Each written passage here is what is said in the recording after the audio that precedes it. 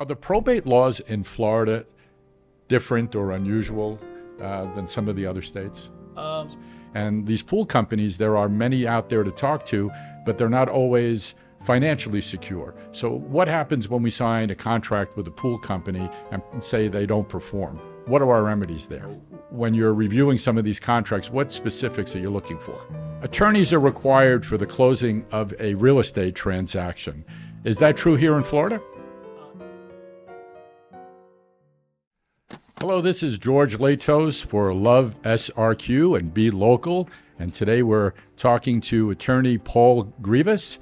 And we're going to be asking Paul some of the top questions that new and recent residents have on their mind about living in this part of Southwest Florida and about real estate in particular. So I want to welcome Paul. Paul, welcome here. Let's get right in it. So, Paul, in some states, attorneys are required for the closing of a real estate transaction. Is that true here in Florida? Actually, it's not, George. Florida Bar worked with the realtors to create contracts and things that work well, but I highly recommend you confer with an attorney beforehand just to make sure you understand what you're signing off on, because it is the greatest purchase you'll probably make in your lifetime. But you do not technically need to have an attorney available at closing like other states require. Okay. So some of us who are out here already have purchased real estate, and we know some of these contracts, certainly with pre-existing homes and also with new construction homes, some of those contracts are pretty lengthy. And not being attorneys ourselves, sometimes it's very beneficial, especially today as some of the new builders are putting in escalation clauses because of the supply chains issues that they had, where initially they would determine costs of different materials, lumber, flooring, things of that nature. And by the time they're ready, they're at increased higher price. So Paul, tell us a little bit about, I do look at things like escalation clauses to see if there's a potential ceiling on them. Usually they're not. So, I have to remind clients that, do you have enough money available to actually make the payments in the event these products, go up significantly in price, double price. During COVID and after COVID, it was routinely common for aluminum for roofing, for a number of other materials to literally be double, sometimes more than that in price. And you have a budget in mind, and then you're scrambling to have the funds to get them. You need to kind of look for remedies in the case things get delayed. Do you have any kind of opportunity to cancel the contract if somebody doesn't file a permit for 6 months or a year or something like that? Sometimes there's liquidated damages you can ask for. Usually the builders won't put them in there, but if they don't get a project done in a certain time, you can always ask for an addendum or something to add that on there. But I always watch anything that's going to impact the bottom line. Like you mentioned, escalation clauses. That's what I try to look out for, and I just try to figure out when things are going to happen for my clients. Are they okay with the timeline? Are they okay with the cost? I also wanted to bring up a lot of builders are offering pools. Some builders don't offer pools, but people who are building new homes typically want to build a pool. And today a pool can cost certainly over $100,000, in some cases $200,000. And these pool companies, there are many out there to talk to, but they're not always financially secure. So what happens when we sign a contract with a pool company and say they don't perform? What are our remedies there? It depends on the circumstances. Usually if they've taken your security deposit and they haven't done any work towards it, you can, after a period of time, demand your security deposit back. I always advise people, if they're going to contract with a pool company, make sure that they actually exist. Go on sunbiz.org, look up the name of the company, see if they exist. Demand to see a copy of their insurance. There's a lot of people that can get injured on the job at these pool sites, and if they're not insured or they're underinsured, you're potentially liable. So I always kind of, make sure you know who you're dealing with beforehand. Well, some of you that are out there thinking about working with a builder and a new construction home, the builder is going to require all of this information be forthcoming for the HOA in order to get that approval. However, that doesn't mean that the company itself is reputable. So maybe in a case like this, it's probably not a bad idea to have an attorney review the contract and just do a little bit more of that due diligence before you sign that contract for over $100,000. Let's say, for argument's sake, you are actually in a new construction situation and there are some issues with the builder, and you've talked to the local general contractor who's in charge of your particular build, and it's going on and you're not really seeing the kind of response that you'd like to have, and you don't think things are moving in the right direction. What can we do at that point, Paul? If it gets to the point where you're afraid you're not going to be able to have a place to live, if you've made arrangements, or if you're just concerned, you can always have a demand letter drawn up. I'll be happy to do it. I'm sure no shortage of other attorneys will be willing to do it. Where you're basically saying, okay, what's going on? Are you in any way able to meet the guidelines, to justify the next progress payment? That's where it becomes really challenging. They'll demand a progress payment. You go like, wait, there's no progress. You haven't done enough yet to justify this. Are we going to have a house to live in? And yet you're wanting more money. You have every right to, demand, proof of the work that's been done. Demand proof of payment to subcontractors, so the subcontractors don't potentially have a lien on your property. And worst comes to worst, get an attorney involved, maybe have them write a demand letter. It's never pleasant, but sometimes they have to have the fear of God in them, knowing that they could, this could result in litigation if they don't do what they say they're going to do, and leave you hanging. I think one of the things, that's a very important point, because many of the people that are coming here are coming from out of state, and they do have relationships with professional services that they can call on. But it's always more effective to have a local attorney write that letter, because then they know that this is something that's actionable or could potentially actionable here in the state of Florida. So let's move over a little bit to just general property rights. So there are property rights in Florida that are perhaps maybe a little different than some of the property rights elsewhere that newcomers should pay attention to. Absolutely. A lot of places that are more landlocked, they probably don't deal with issues related to what are called riparian rights, rights to access to the water if you own property along a waterway. The state technically owns virtually all the submerged lands in Florida, but you still would have a right potentially to build a dock, to build some other kind of structure so you have access to the water from your property. And you definitely want to know if you happen to be adjacent to a waterway, what your rights are to access of that water. Some facilities, some places like, homeowner associations, they really limit the riparian rights. It's just a catchment. It's not considered a body of water as far as they're concerned, so you can't necessarily build a dock on it. It's good to know what you can and can't do with your property before you buy it. That's very important, because some people come out with a dream that they're going to live by the coast or live by the water and build their dream home. And then they find out that there are a lot of restrictions on what they can and can't do. So again, it's probably very, very important to find somebody who's knowledgeable with respect to operating here and certainly building along the coast. Absolutely. So there's a question that I have that's always a little bit confusing. People ask this question all the time. What is homestead? And how do I benefit from homestead? Homestead is a bundle of rights that you're provided in most states to some extent. Florida's, I think, are more robust. Homestead rights basically protect family members that would inherit the property. They protect you from creditors that are not related to that property. Sorry, you still have to pay your taxes, you still have to pay your mortgage and all of that. It allows you to protect your home from other claims by other people not related to your property. So that's very important. Also, with the homestead exemption, you save a small fortune on your taxes. It limits how much your assessed value of your home can go up. It limits to 3% per year.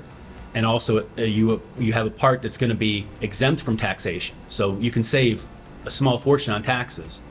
If you buy a property, you need to make sure, and then you're going to make it your homestead, you have to provide proof that that is your residence. Usually people use their driver's license address and their voter's ID. But they can go to your property appraiser in your home county and in many cases do these online. But you have to do it by March 1st of the year after you acquire the property. Otherwise, you don't get it.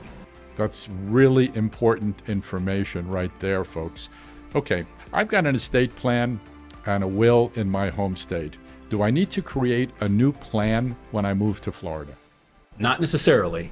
Good attorneys like myself, I consider myself a good attorney, are happy to review what you have existing right now free of charge.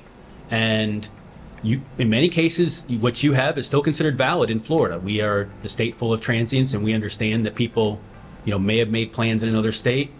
One thing I would advise people that if you do have a will out of state, make sure, and I'll be happy to look over your wills for you, make sure that there's a self-proving affidavit for the witnesses, that a notary notarize the signatures of the witnesses, not just of yourself, because otherwise they may have to come down to Florida to the clerk and testify in court that you did do this will, they remember you doing it, and to the best of their knowledge it was your last will.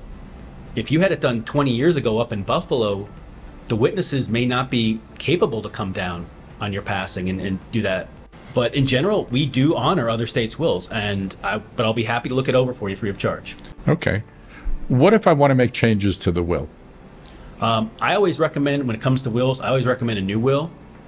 People can do what's called a codicil. It's kind of like an attachment to the will. It's just one of those things where it's easy for, if, say that codicil leaves somebody out, if that person happens to be the one to acquire the will first, that codicil may magically disappear. So I always recommend, if you're thinking about changing your will, start fresh, do a new will. Most attorneys try to make them affordable. I usually charge $300 for a will. It just makes sense rather than just piggybacking a piece of paper on the back end and hoping it's there when the time comes. Well, this is good advice because, we're coming to a new state and we're starting fresh. We have different assets. The assets need to be changed if we have a will. So it probably is a good time to reconsider what's in that will. But what about my estate plan itself? What if I want to make changes to the estate plan? Do I have to rewrite the entire plan? Not necessarily.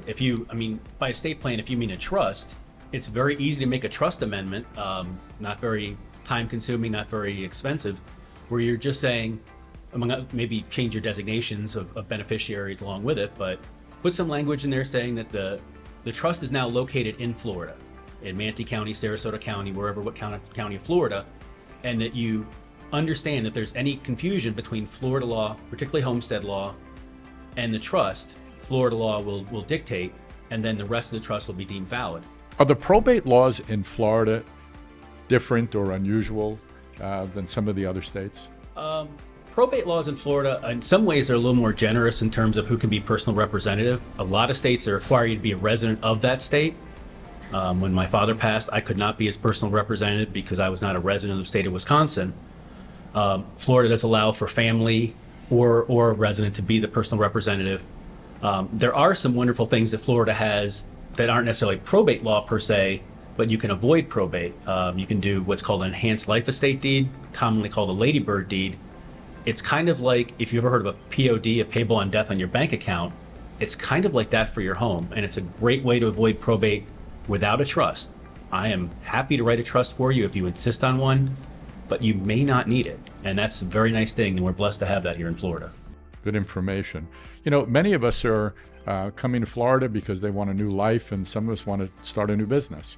So the question then becomes, do I need a business lawyer to start a new corporation in the state of Florida?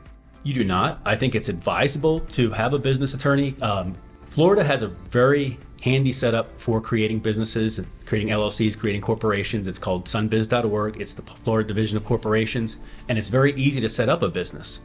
However, if you're partnering up with people and you want to have arrangements made so you understand the ground rules of your business, in case things don't always work out as swimmingly as you think, that's where an attorney comes in.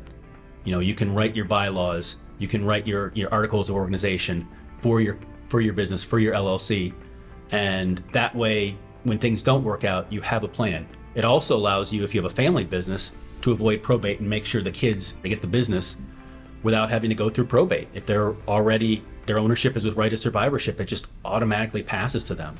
So it's always good to do those kind of planning, make those measures with an attorney.